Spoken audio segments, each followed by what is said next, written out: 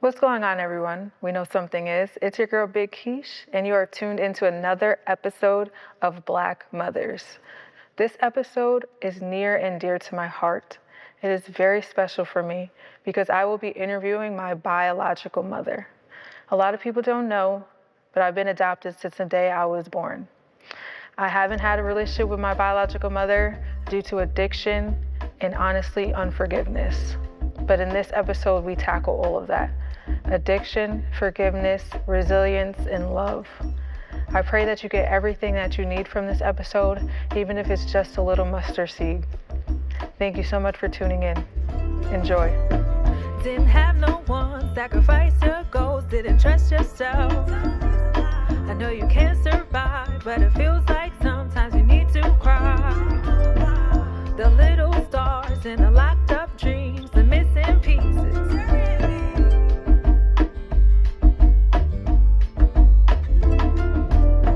I know that you're strong, but you must stop fighting and live your song.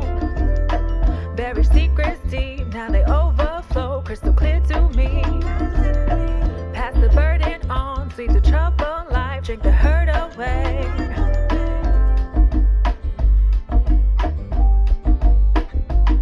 Cause you nearly broke me down, mama. I was hurt for a while, hurt for a while. I was hurting inside. Today I have a very special guest. Yeah, I'm really excited about this one. I never thought I'd get to this place, honestly. I'm actually a little nervous because I feel very vulnerable, but that's what we're going to get into today. This is my biological mother. Her name is Gerri Rosiecki. Hello, everyone. So tell us a little bit about yourself. Well, my name is Gerri Rosiecki. I was born Jerry Hall, March 22nd, 1967, in the city of Newburgh. Born and raised here, lived on Montgomery Street, and I've had some challenges in life, but through perseverance and my Lord and Savior Jesus Christ, I'm here today to be a living testimony. And yeah. Awesome. Mhm. Amazing. So growing up, I actually didn't know you were my mother until I was 8 years old. And I still have like vivid memories of you coming around. Like you were around, but I didn't know you were my Yeah. mother. And I remember one time we went to the fair and you saw one of your friends, because a lot of people know her. She's Yes. like popular or whatever. And you were like, you introduced me as your daughter to somebody. In my mind, I'm like, no, I'm not. Like, what is she talking about? And I'll never forget too, Joey. He was so little and so stinking cute. We were at a birthday party and he introduced me to somebody as his sister. And I was like, I'm not your sister, and walked away. And I'll never forget like the hurt look on his face. And I held on to that for so long. We finally talked about it. He was like, oh, I don't even remember that, whatever. But I held on to that for a long time and I felt so guilty, like especially after finding out like, oh wow, like he was my brother and I made him feel so bad. He was probably like 3 or 4. So before I like really found out, how did you feel like coming around and, me not knowing that I was your daughter and knowing that I didn't know that, but still being in my life and being a part of my life? Like, how did you feel? And like, Well, I never knew that you didn't know I was your mom, because you guys used to stay the weekends every other yeah, weekend at our house. But coming around was hard for me because the guilt and the shame that I felt, being on drugs and me not raising my daughters, and still had Joey with me, the baby, with my now husband. But yeah, it made me stronger. It helped me in my recovery, but it also had a lot of mixed emotions, rejection, hurt, shame, guilt, but then also proud that I was taking the steps to try to rebuild, and that I learned long suffering, which is one of the fruits of the spirit, that I had to give you guys time too. I just can't, oh, I came back, I'm not getting high no more, here I am, da-da. No, it wasn't, it wasn't really like that in my mind. I would like for it to have been like that, but it wasn't.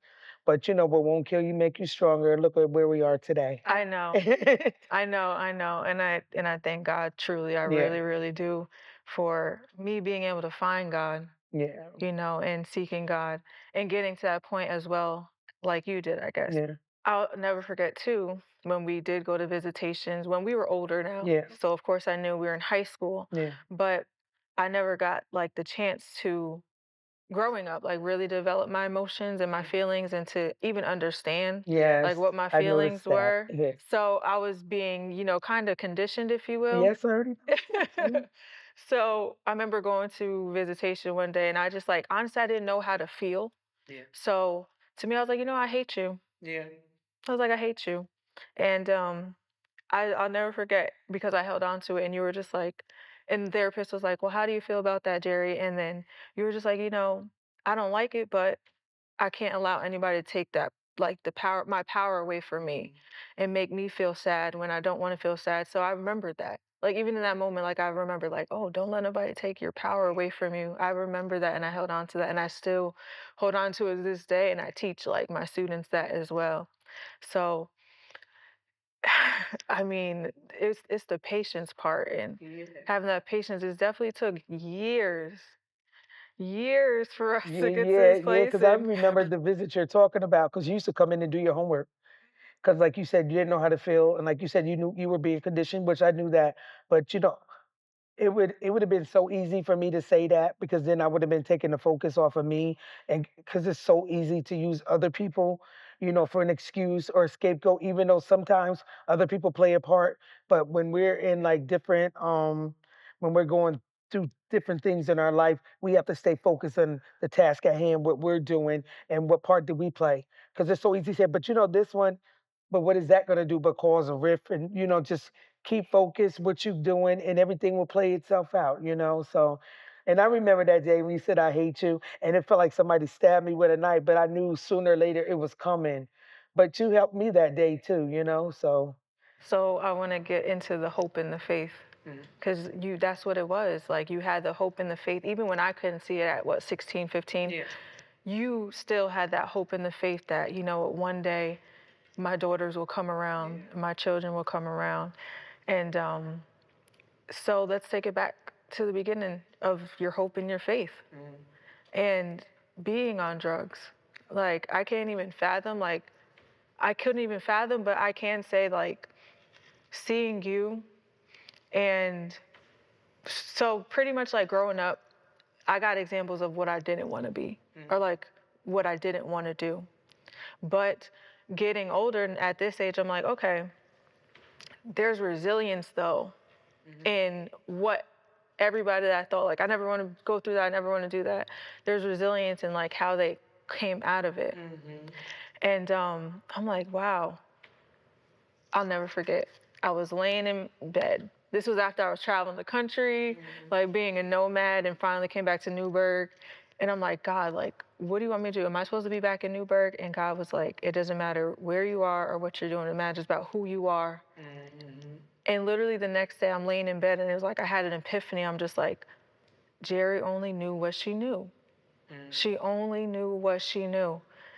And I feel like God filled me with so much grace to truly be able to finally forgive you. Because I'll be so honest, like there was nothing that I wanted more in life but to have a relationship with you. And like I always dreamed about like what if I was raised by my biological mother? Maybe I would have been a basketball star too. And it was like I did play sports, but I didn't have that confidence. And I always saw that confidence and that power in you. And I didn't have that. you You had it. It know? was just I did. Yeah, eventually like yes, thank you. because you plant corn, you get corn. Yeah.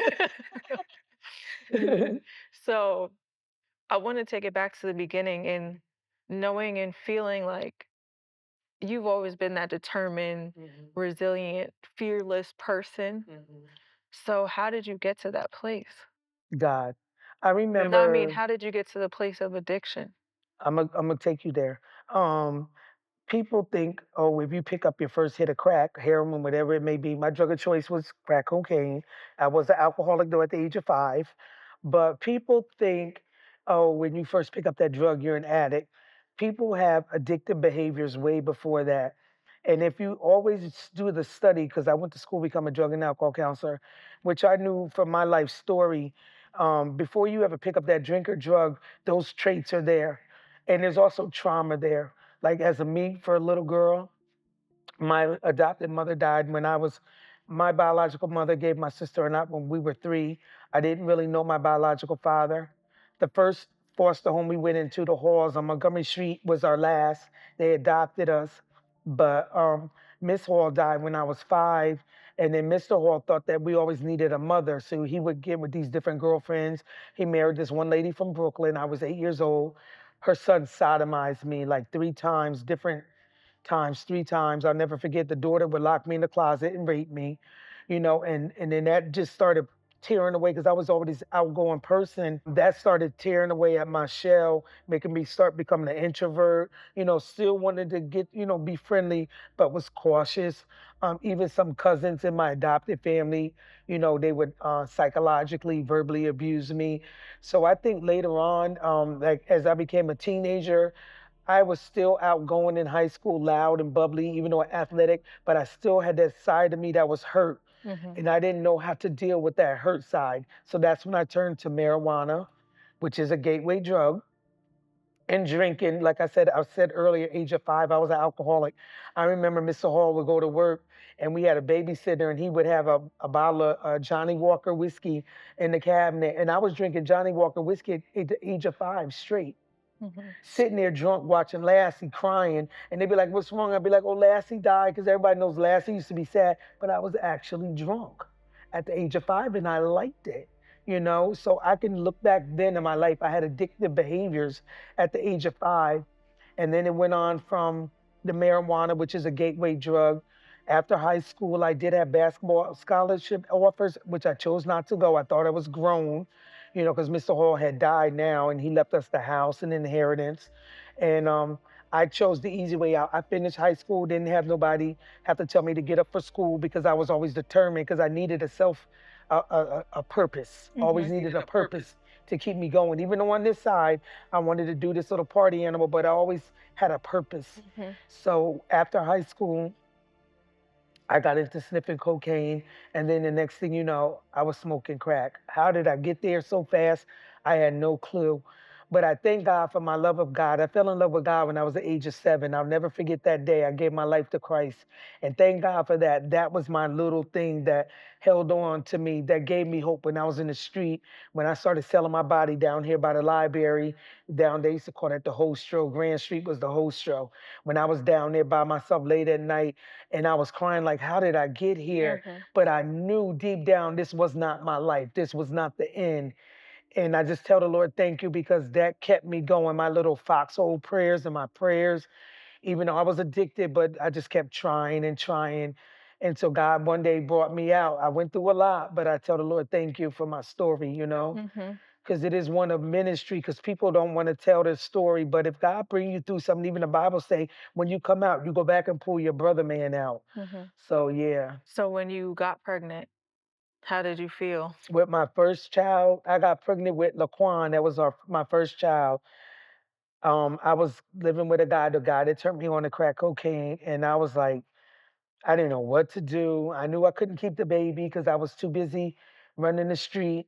So I did, when I was in the hospital to have her, I told the nurses I was going to leave her there because I told them when I leave out of here, I'm going to get high. How old were you? I was 21 when I had her. I was 22 when I had Raekwon. Same story. Thank God the same family came and adopted them. Because when I had him, they came to the hospital and they was like, "May we take care of him too?" I said, "Of course." You know. And then 2 years later, I got pregnant with you, and that's when I had met that family. And I told them, they was like, "What are you gonna do with the baby?" I was like, "I don't know. Why? Can you take care of my baby?" Because I was never gonna drag my kids in a crack house, and I don't knock nobody to do the things they do. I knew couldn't take my baby nowhere, couldn't take you in the crack house, couldn't take my so right. A safe space was to leave them there at the hospital or find somebody that could take care of my children. And yes, I carried that guilt and shame for a while, but when I think about it, I'm proud because I didn't leave you on a doorstep. I Okay. didn't leave you in a crack house. I didn't leave you somewhere where somebody could molest you Mhm. guys. But not saying I'm better than nobody, Mhm. but to God be the glory that those avenues were opened up Yeah. too. Yeah. So like, and then I didn't really want to become a mother, until I had Joey, and still didn't really want to become a mother. But Joe, which is my husband, which is Ashley's dad, and my son Joey's dad, thank God for him. He was independent, he business owner. He could rearrange his schedule to take care of Joey because parts of me still wanted to run the street. I actually didn't want to become a mother until I had Joey when I was 27 till I was 29, and I really started getting older. I'm like, Jerry, what are you doing?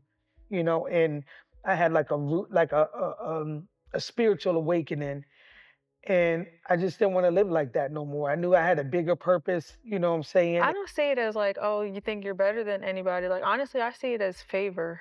That's what I Amen. hear.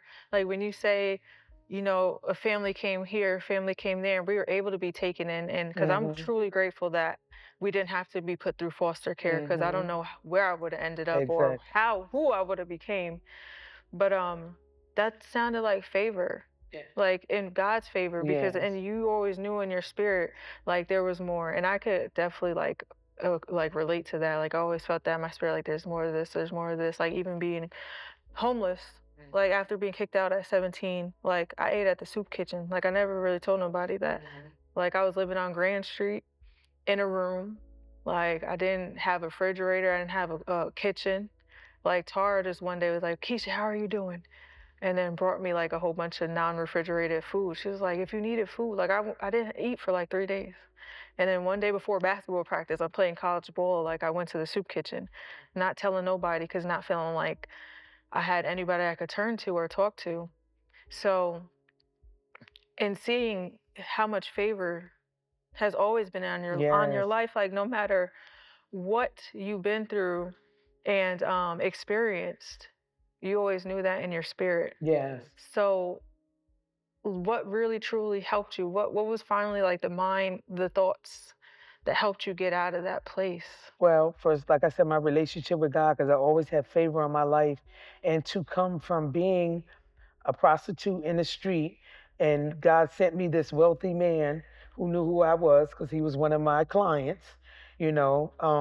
And I always said I never got in a relationship while I was on drugs because I always said two junkies don't get along.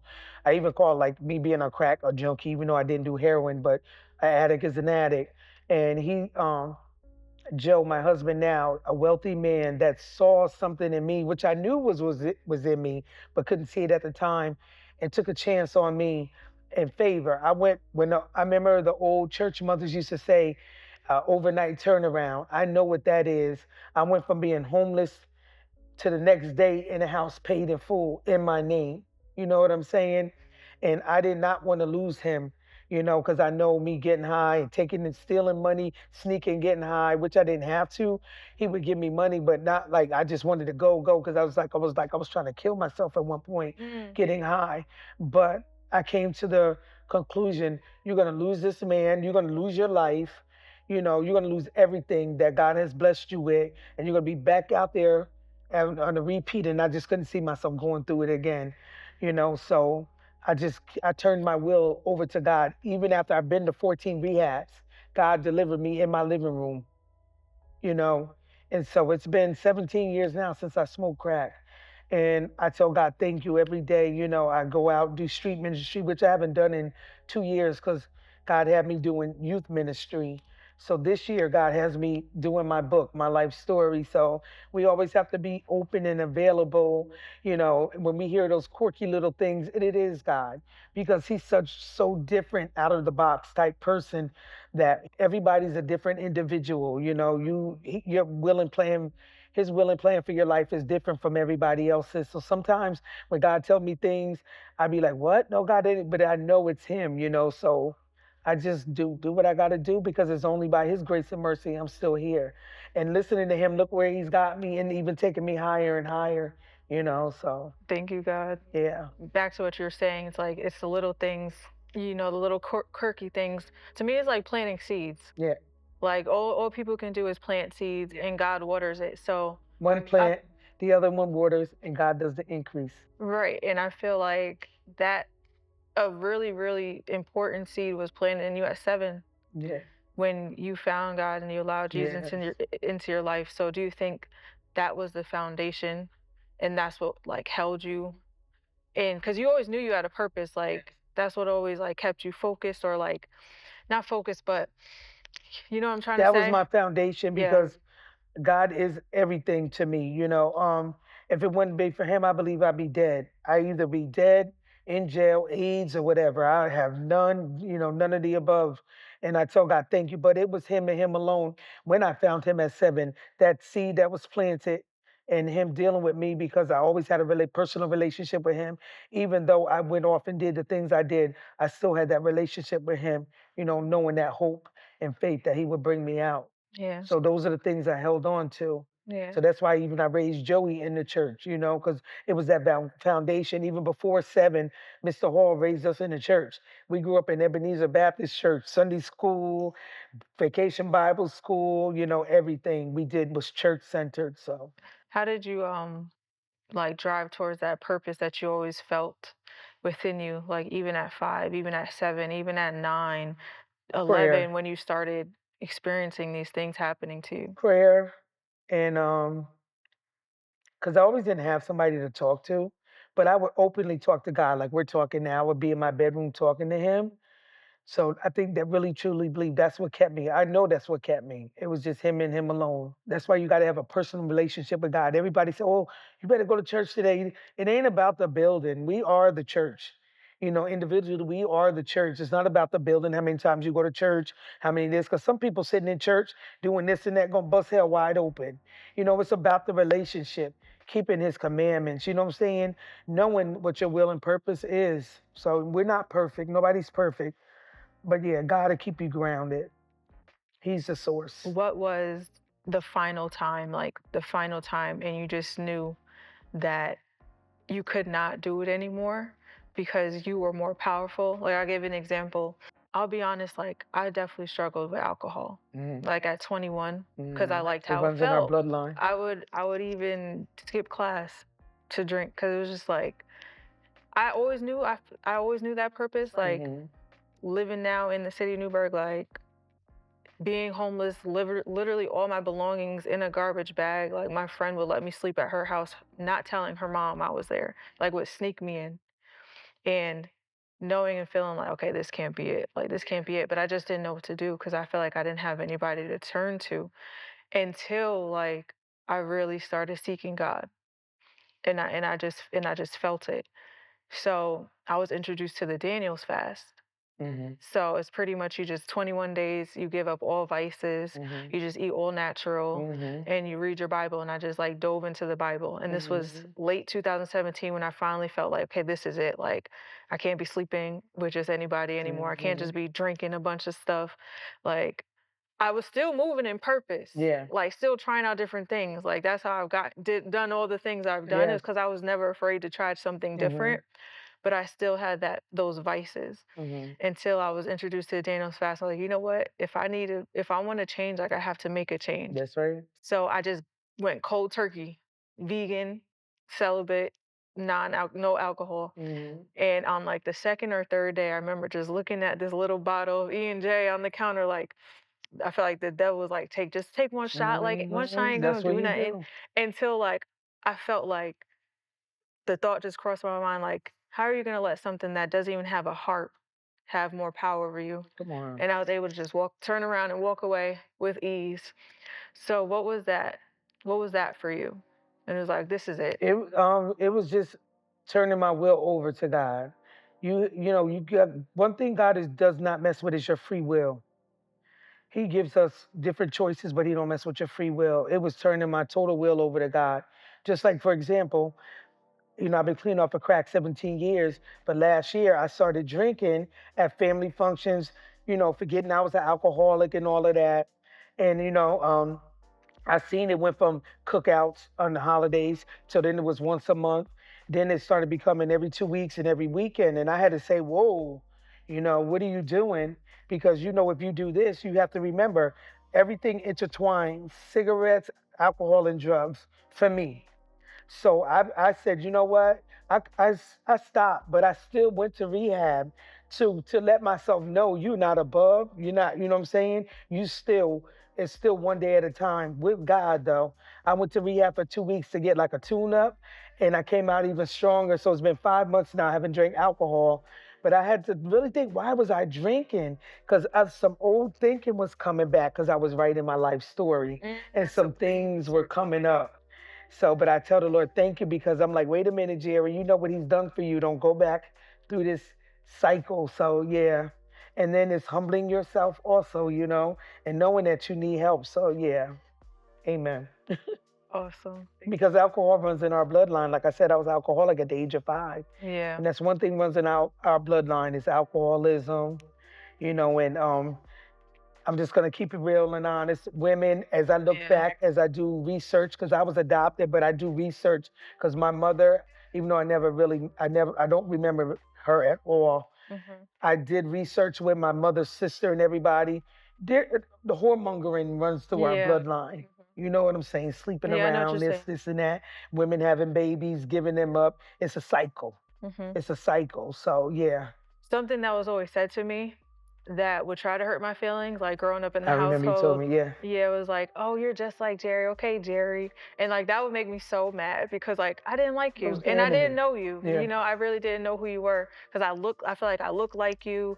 I was always told I played basketball like you. I'm like, Hmm. "Dang, I'm like a everything. I'm like her. I'm just like her, but I don't want to be like her." So like from a young age, Yeah. that being instilled in me, I always told myself, I'm not gonna do that. I'm not gonna do that. Like I'm not gonna smoke. Like I'm Hmm. not gonna drink. Like I was so hard on myself. Like Hmm. I gotta I was an honor student. I was the only one that played sports. Like I Hmm. was the only one that did extracurricular Hmm. activities and Just like me. etc.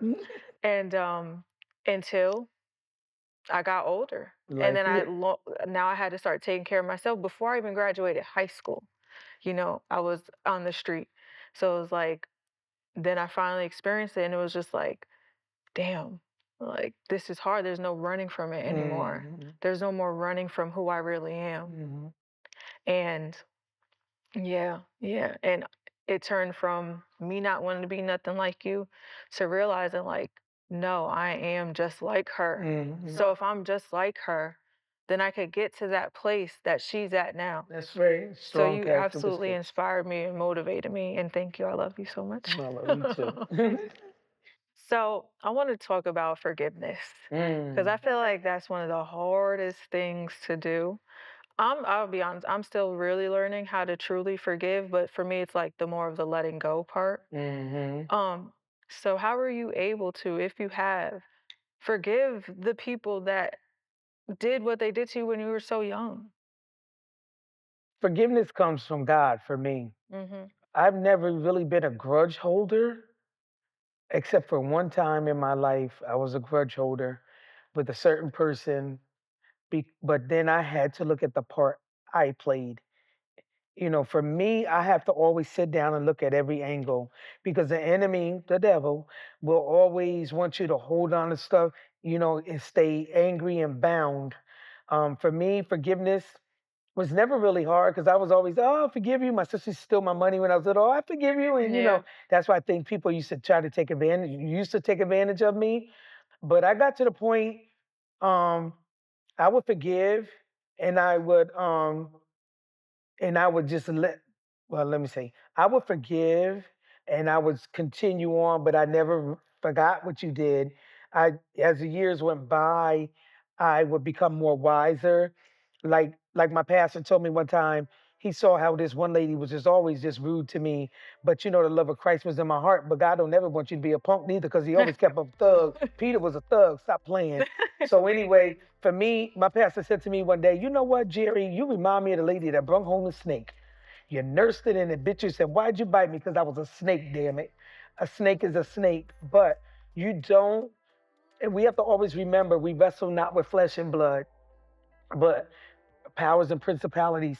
You're a person, say if you hurt me, the enemy, the devil wants me to be mad at you. It's a spirit.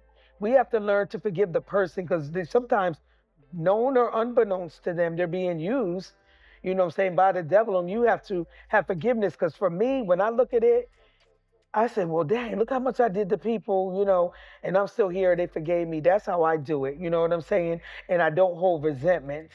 You know what I'm saying? I used to hold resentments too, but resentments will keep me sick because I notice if I'll do something, that thought will come back. And then I'll start, like, say if I'm writing, something to come up and then I'll start writing harder. And I'm like, wow, where did that come from? So then you have to we'll do the research. What is this? What am I feeling? You have to start deciphering stuff down. If not, you'll stay sick, you'll stay stuck, and you'll be bound, and you can't truly freely be who God called you to be.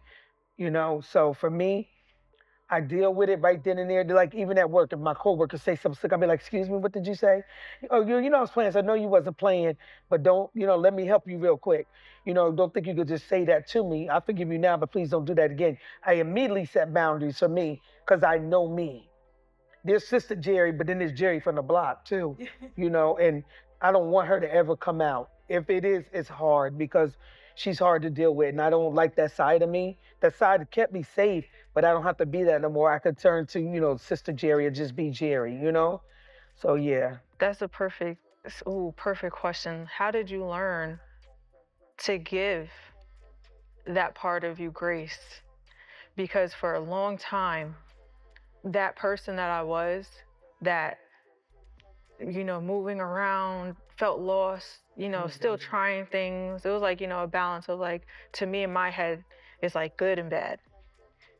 And then once I finally felt like I came out of the bad part, like being lost, being found, I was so afraid to become that person that I thought that was lost, until I got to the point where I was like, wow, she was brave.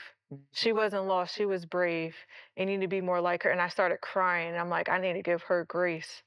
So how did you learn how to give that part of you grace? To know that everything we go through in life is for a reason. There's never a wasted moment because there's always a teaching moment. And especially if you learned from it and you're not still bumping your head doing the same thing, which is insanity, doing the same thing over and over. But even that with insanity lesson, you could still learn from something saying, why do I keep doing this? This is not working. I've learned to give myself grace to know that I'm not perfect. Because for years I've been like, well, I messed up. I'm not perfect. I had to tell myself, Gerri, you're not perfect. You're human. We've all sinned and fell short of the glory, but thank God for grace and mercy. And I learned to forgive myself and try not to commit the same act or the same mistakes over and over again, to learn from them and talk about them or journal about them. Yeah, and I learned that the hard way too.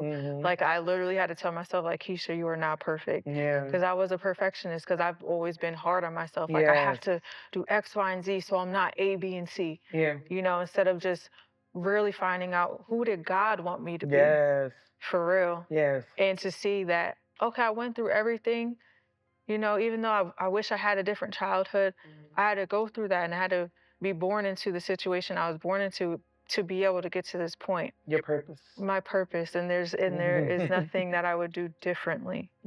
There's nothing I would do differently, and I feel like that's easy for me to say because I feel like I didn't suffer from like crack addiction. So would you still be able to say like you wouldn't do anything differently to know that you're I would getting to never, this point? I wouldn't go back and change my life because my crack addiction made me the strong.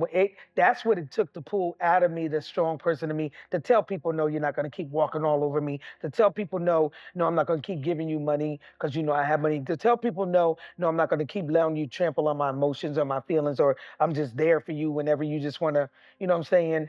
No, I've learned to say no, not only to my addiction, but to allowing people to treat me any kind of way. It's those things in life that I went through that made me the person that I am. So no, I would never regret anything. If God will allow me, if God chooses me to go back through it again, I will. But I know He hasn't, because thank God for deliverance. But I don't regret nothing in my life. It's made me the person who I am.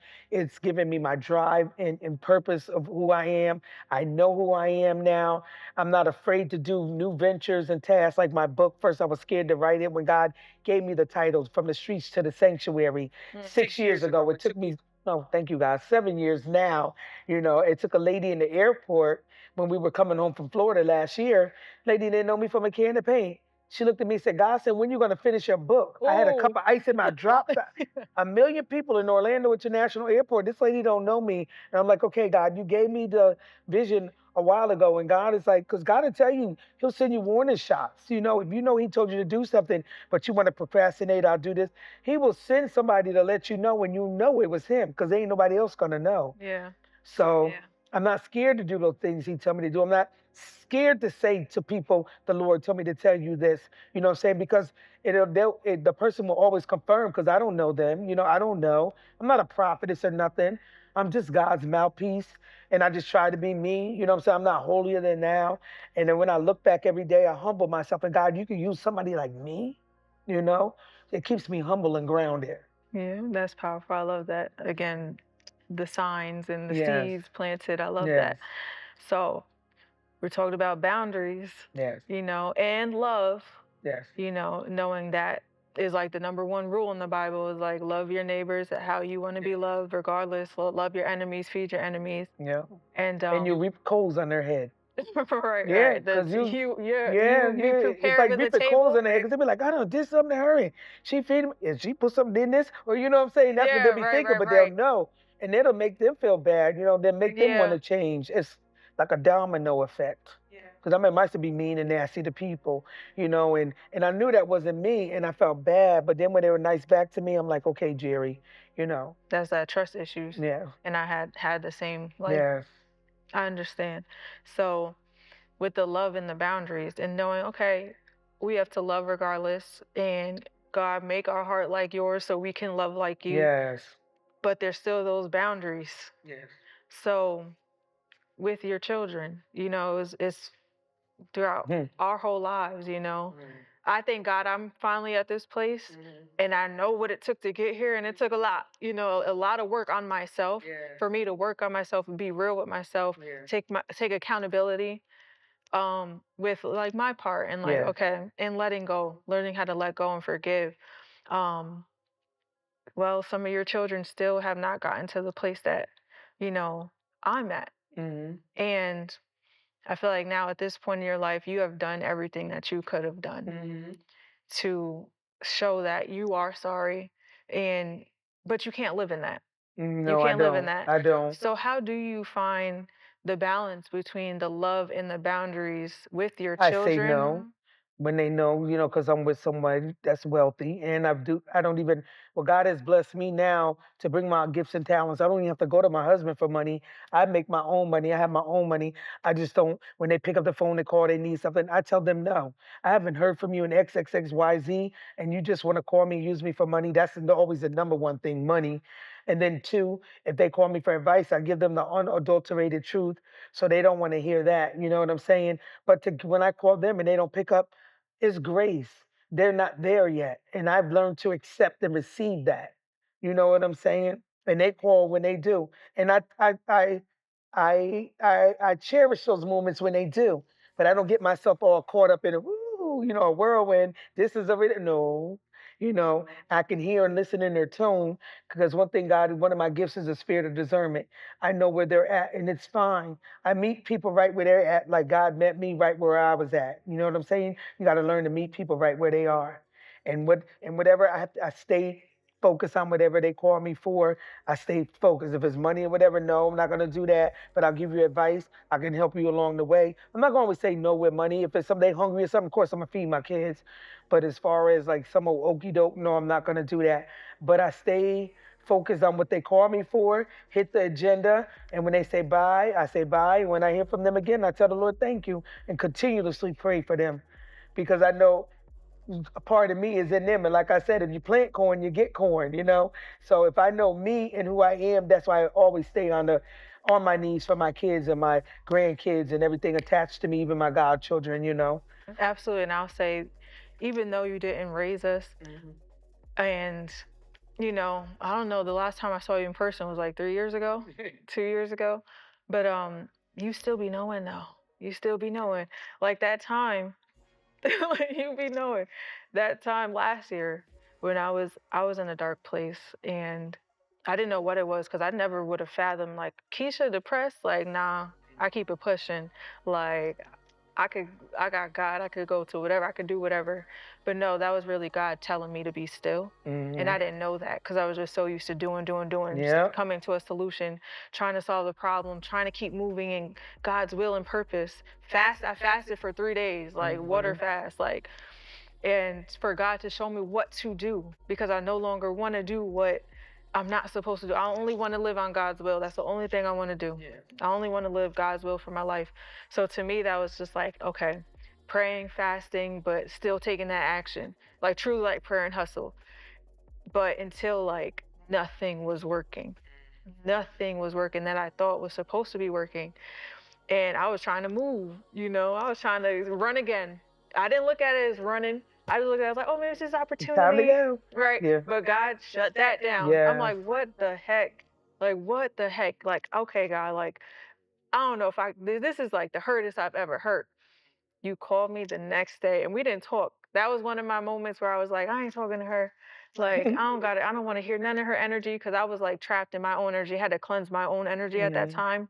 But you called me and you were just like, what's going on with you? And I was like, you know what? Usually I'll just tell you like I'm fine because I didn't want to be vulnerable. Like last year was the first year I like really learned how to be vulnerable with myself, you know? So I just told you, like, oh, this is what's going on. And you were like, Keisha, just shut up. Just shut up and be still. Be Stop telling still. people your business. And when I tell you things just changed, I was like, I shut up. Yeah. I stopped telling people. Yeah. Rewrote the narrative I was telling people. Yes. I threw that narrative away, and I was like, I'm only gonna tell them what I want And instead of sometimes what's you don't have to say happening. nothing at all because some people want to know and don't really want to know. Oh, I have the gift of discernment at this point. Yes. Finally, thank God. Amen. So, oh, I know. It was people that was the even harder part. Like it was people that I thought I could trust, but you were the one who called me, and that was all I needed to hear was like, shut up and be still for real and just Yeah. be still. Like that's it. Just Be truly still. just be still. It doesn't mean be still and then do something next, Yeah. like whatever. And I did, and I just surrendered and I let it go. I was like, you know what, God, you could take prayer and hustle, you could take non-idle, coming back to a place again. You could have everything I have. Like, and I feel like so many things just drastically, like letting Exactly. go of people that no longer serve me, things that no longer just was working out, etc. So like you always be knowing. You're on your journey. And I bless God for the growth in you. I see the growth in you, the young woman you are, from the young lady, the little girl you were to angry, but I already knew you was coming out of it because that spirit, that cantankerous spirit, runs in our bloodline also. I thank God I don't have it. My sister does, and I love her, but she got to answer to God. Yeah. So, but I'm proud of you. Thank you. I truly am Thank proud you. of you. And that was another thing you said, and that was really what was like the turning point for real. Cause I wasn't used to hearing, oh, I'm proud of you. To me, it was like, okay, I got to do something more. I got to prove something more. And until you were like, I'm proud of you. Like, I'm so proud of you. Like, you weren't scared to do whatever you wanted to do. And it was that. So thank you. Amen. So in my last segment, short and sweet, I like to just ask the mother, what's the best piece of advice that you can give to another mother that might be battling something, feels like she doesn't know how to stop or who to turn to? What would you say to her? My first thing I would say to her is stop, be still, I turn to God. First they have to know within themselves that this is not it, and take a beat and know what it is that what you're battling with: drugs, sex, mental illness, because I also dealt with that also, mental illness, depression, bipolar. You could just feel like you're in a whirlwind and there's nowhere to go, like you just want to pull your hair out. Just stop and be still. Say a prayer. Don't beat yourself up. Don't let your guilt, shame, beat you up. Your mistakes don't decipher who you are. Your mistakes can actually be your catapult to where you're going, because you learn from that. I feel whatever you're battling with and you come out of it, that's your ministry. Not saying you have to use it for the church or whatever. That's your strongest area. I would say find who you are, find your strength within. If you choose to call, your higher power, get you a support group. Counseling is always good, and then take off from there. But just don't let your past beat you up. Never. One day at a time. Also. Thank you. Yes. And I'm so used to interviewing other mothers, so now I'm interviewing literally my own. Amen. So, what is something that you say to me as I continue on my journey? I already told you the past to be still. From this point going on, keep going. Mm-hmm. Keep flowing. If you stumble, don't stop there. Don't beat yourself up. We're not perfect. Progress, not perfection. And the sky's the limit for you, Keisha Ariel. Just keep doing you, keep being you, keep growing, keep trusting and leaning and dependent on God. And that's all I say for you, because you're there. You're there. You are on your path. You're on your path, and you are fulfilling your purpose and your will and plan for God. So I'm just proud of you. And could just go forward, continue to go forward. Thank you. Amen. I'm so proud of you too, and I love you. I'm truly proud to be your daughter. Thank you. I love you. Thank you so much. I love you too.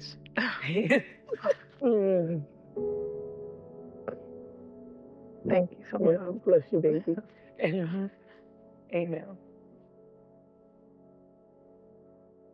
What's your new book called? When can we look out for it? And how can we keep in touch if anybody wants to talk to you?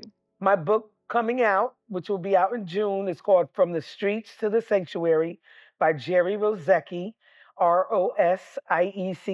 That's Jerry with a G, 2 R's and an I. And it's Let's With Publishing Company out of Brooklyn, New York. Wanza Let's With is the publisher. Thank you again for tuning into this episode, a very vulnerable, powerful episode that I'm truly grateful that I was able to do. And I was able to get to this point. Truly, truly, I really do. I am grateful for that. Amen. I am grateful for that. You. It's your girl, Big Keish.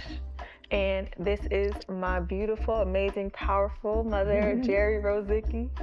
Thank you again for tuning into Black Mothers, produced by Non-Idol ENT. Didn't have no one, sacrifice your goals, didn't trust yourself.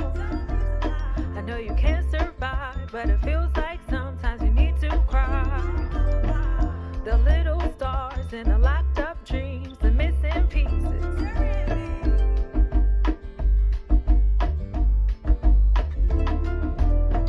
I know that you're strong, but you must stop fighting and live your song. Bury secrets deep, now they overflow, crystal clear to me. Pass the burden on, sweep the trouble life, drink the hurt away.